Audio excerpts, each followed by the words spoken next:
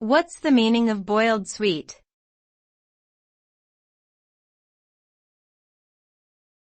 Boiled sweet.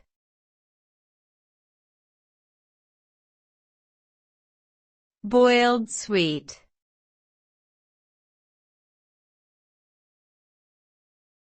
Boiled sweet.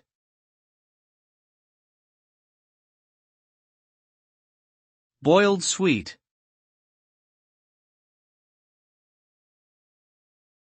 A boiled sweet is a type of candy that is made by boiling sugar syrup and adding flavorings before pouring it into molds to cool and harden. The result is a hard, shiny candy that often has a translucent appearance. Boiled sweets come in a variety of flavors, colors and shapes, and are popular among candy lovers worldwide.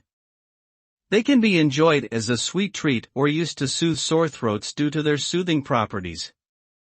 Despite their popularity, boiled sweets should be consumed in moderation as they are high in sugar content and can contribute to dental problems when consumed frequently.